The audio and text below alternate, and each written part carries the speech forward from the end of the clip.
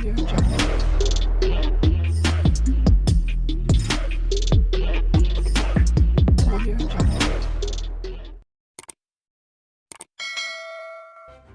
kasih karena memilih channel ini. Sebelum kita mulakan video ini, sila pertimbangkan untuk menekan butang like, share, dan subscribe, dan aktifkan butang lonceng Anda agar Anda sentiasa mendapat info-info percuma pada setiap hari dari channel kami. Dan tinggalkan komen Anda karena komen Anda amatlah dihargai.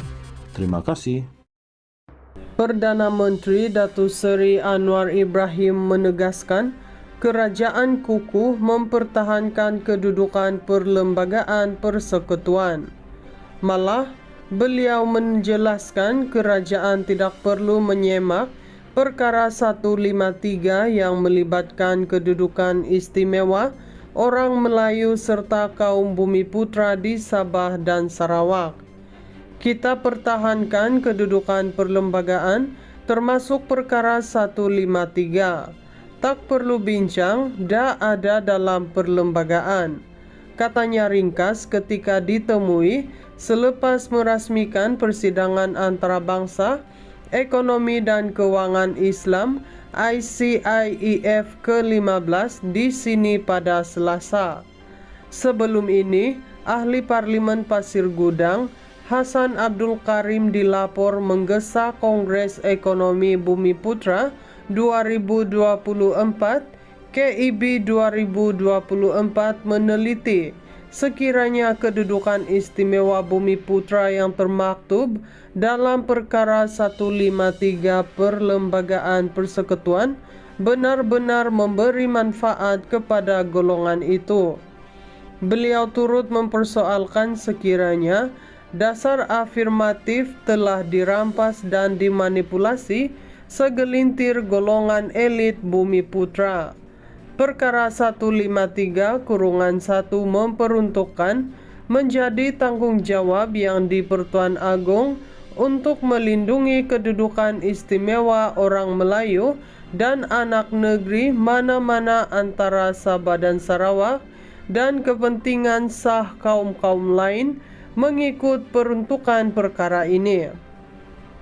Perkara 153 antaranya mencakupi jawatan dalam perkhidmatan awam, selain perkhidmatan awam sesuatu negeri, beasiswa, dana siswa dan keistimewaan, pendidikan atau latihan yang seumpamanya, atau kemudahan khas lain, permit dan lesen yang diberikan atau diadakan oleh Kerajaan Persekutuan. Sementara itu, Perdana Menteri dalam ucapan perasmian menyeru pengamal industri dan pembuat dasar meluaskan idea bagi memajukan ekonomi dan kewangan Islam termasuk untuk negara Islam dan bukan Islam. Justeru beliau berkata, ICIEF akan memberi fokus terhadap langkah membangunkan ekonomi kewangan Islam untuk lebih mampan dan manusiawi. Ahli akademik harus mengingatkan sempadan pengetahuan selaras dengan teori serta etika ekonomi Islam dan membangunkan aplikasi praktikal yang sejajar dengan prinsip teras madani. Institusi kewangan mesti menyepadukan prinsip ini ke dalam struktur teras dan proses membuat keputusan bagi memastikan produk mereka saksama dan boleh diakses. Badan Kawal Selia mesti mewujudkan rangka kerja yang mewujudkan inovasi, insentif dan mengukuhkan etika dan bukan pematuhan undang-undang semata-mata, katanya. Persidangan yang berlangsung selama 3 hari bermula Selasa menghimpunkan hampir 500 peserta, antaranya daripada Pakistan, United Kingdom, Arab Saudi, Turki, Indonesia, Amerika Syarikat, Nigeria, Norway, Germany, dan India. Perdana Menteri Datuk Seri Anwar Ibrahim menegaskan kerajaan kukuh mempertahankan kedudukan perlembagaan persekutuan. Malah, beliau menjelaskan kerajaan tidak perlu menyemak perkara 153 yang melibatkan kedudukan istimewa orang Melayu serta kaum Bumiputra di Sabah dan Sarawak. Kita pertahankan kedudukan perlembagaan termasuk perkara 153. Tak perlu bincang, dah ada dalam perlembagaan, katanya ringkas ketika ditemui selepas merasmikan persidangan antarabangsa ekonomi dan keuangan Islam ICIEF ke-15 di sini pada Selasa.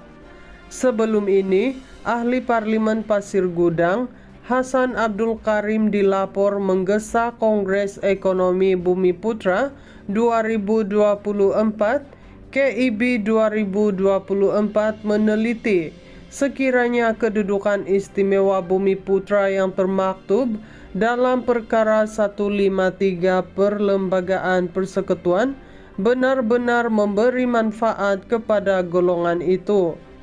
Beliau turut mempersoalkan sekiranya dasar afirmatif telah dirampas dan dimanipulasi segelintir golongan elit Bumiputra. Perkara 153-1 memperuntukkan menjadi tanggung jawab yang di-Pertuan Agong untuk melindungi kedudukan istimewa orang Melayu dan anak negeri mana-mana antara Sabah dan Sarawak dan kepentingan sah kaum-kaum lain mengikut peruntukan perkara ini. Perkara 153 antaranya mencakupi jawatan dalam perkhidmatan awam, selain perkhidmatan awam sesuatu negeri, beasiswa, dana siswa dan keistimewaan, pendidikan atau latihan yang seumpamanya, atau kemudahan khas lain, permit dan lesen yang diberikan atau diadakan oleh kerajaan persekutuan. Sementara itu, Perdana Menteri dalam ucapan perasmian menyeru pengamal industri dan pembuat dasar meluaskan idea bagi memajukan ekonomi dan keuangan Islam termasuk untuk negara Islam dan bukan Islam. Justeru beliau berkata, ICIEF akan memberi fokus terhadap langkah membangunkan ekonomi keuangan Islam untuk lebih mampan dan manusiawi. Ahli akademik harus mengingatkan sempadan pengetahuan selaras dengan teori serta etika ekonomi Islam dan membangunkan aplikasi praktikal yang sejajar dengan prinsip teras madani. Institusi keuangan mesti menyepadukan prinsip ini ke dalam struktur teras dan proses membuat keputusan bagi memastikan produk mereka saksama dan boleh diakses. Badan Kawal Selia mesti mewujudkan rangka kerja yang mewujudkan inovasi, insentif dan mengukuhkan etika dan bukan pematuhan undang-undang semata-mata, katanya. Persidangan yang berlangsung selama 3 hari bermula Selasa menghimpunkan hampir 500 peserta, antaranya daripada Pakistan, United Kingdom, Arab Saudi, Turki, Indonesia, Amerika Syarikat, Nigeria, Norway, Jermani, dan India.